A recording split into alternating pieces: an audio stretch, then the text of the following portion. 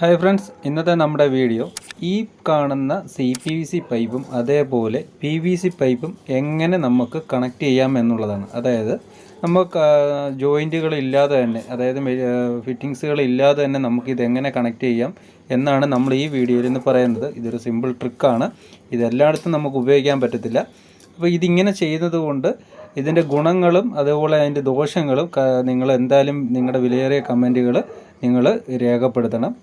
ഇപ്പം നമ്മൾ എടുത്തേക്കുന്നുണ്ടല്ലോ, FTA MTA use ചെയ്തിട്ടാണ് കണക്ട് ചെയ്യാറുള്ളത്. നമ്മളെല്ലായിടത്തും FTA MTA വെച്ചിട്ടാണ് നമ്മൾ PVCയും അതുപോലെ CPVCയും കണക്ട് ചെയ്യാറുള്ളത്. നമ്മളും അങ്ങനെ തന്നെയാണ് കണക്ട് ചെയ്യുന്നത്. ചില സന്ദർഭങ്ങളിൽ ചില സ്ഥലങ്ങളിൽ മാത്രം നമ്മൾ ഇപ്പോൾ ചെയ്യുന്ന മെത്തേഡിനനുസരിച്ച് ചെയ്യും. ഇവിടെ നമ്മൾ ഇത് കണ്ടില്ലേ, FTA MTA ഉപയോഗിച്ചിട്ടാണ് PVC FTAയും അതേപോലെ CPVC MTA ഉപയോഗിച്ചിട്ടാണ് ഇതേപോലെ ടഫ്ലോൺ ടേപ്പ് ചുറ്റി അതുപോലെ കുറച്ച് ഷെല്ലാക്കൊക്കെ ഇട്ട് നമ്മൾ ഇതേപോലെ കണക്ട് ചെയ്തേക്കുന്നത്. നമ്മളെല്ലായിടത്തും ഇതേപോലെയുള്ള ഫിറ്റിങ്സ് ഇട്ടിട്ടാണ് നമ്മൾ ചെയ്യുന്നത്. അതിൻ്റെയോടൊപ്പം തന്നെ ഈ മെത്തേഡ് നമുക്ക് ചെയ്യാവുന്നതാണ്. അപ്പോൾ ഇതേപോലുള്ള മെറ്റീരിയൽ, അതായത് നമ്മുടെ ഫിറ്റിങ്സുകൾ CPVCയുടെ FTAയും അല്ലെങ്കിൽ MTAയും നമുക്ക് ഇല്ലാത്തൊരു പക്ഷം നമുക്ക് ഇതേപോലെ നമുക്ക് ചെയ്യാവുന്നതേ ഉള്ളൂ.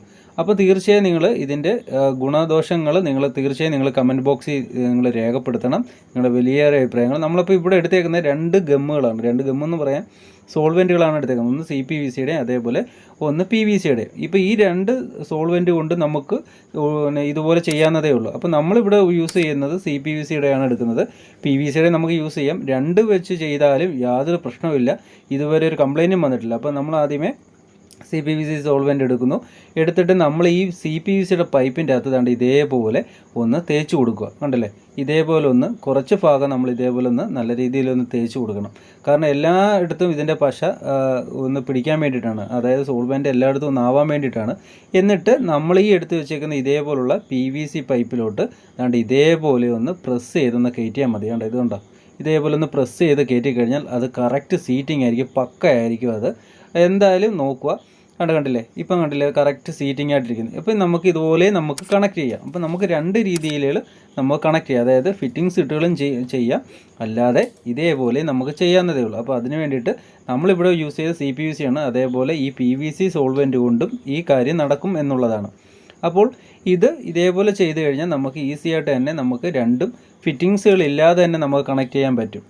അവിടെ ഇതേപോലത്തുള്ള ഫിറ്റിങ്സുകൾ ഇല്ലാതെ തന്നെ നമുക്ക് ഇതേപോലെ സിമ്പിളായിട്ട് കണക്ട് ചെയ്യാൻ പറ്റും എന്നുള്ളതാണ് ഇതിൻ്റെ ഒരു മെച്ചം. അതേപോലെ തന്നെ നമ്മൾ ഇതിൻ്റെ അകത്ത് നമ്മൾ പ്രത്യേകം പറയുകയാണ്, പ്രഷർ പമ്പുകൾ യൂസ് ചെയ്യുന്നിടത്ത് ഇതേപോലെ ചെയ്യാൻ പറ്റത്തില്ല. കാരണം പ്രഷർ അടിച്ചു കഴിഞ്ഞാൽ ഈ സാധനം ഊരി പോത്തേ ഉള്ളൂ. പക്ഷേ നമ്മൾ ഇതിനു മുമ്പും വർഷങ്ങൾക്ക് മുമ്പ് ഇതേപോലെ ചെയ്തേക്കുന്നത് ഇപ്പോഴും നിലനിൽക്കുന്ന ഒരു ഏരിയാസും നമുക്കുണ്ട്. ഇപ്പോൾ നമ്മൾ ചെയ്യുന്നതെല്ലാം കണ്ട് ഇതേപോലെ CPVCയുടെയും അതേപോലെ PVCയുടെയും MTയും FTയും ഇത് ഉപയോഗിച്ചിട്ടാണ്, അതായത് ഫിറ്റിങ്സുകൾ ഉപയോഗിച്ചിട്ടാണ് ചെയ്യുന്നത്. അപ്പോൾ ഇതേപോലെ ഈ രണ്ട് രീതിയിൽ തന്നെ നമുക്ക് കണക്ട് ചെയ്യാം.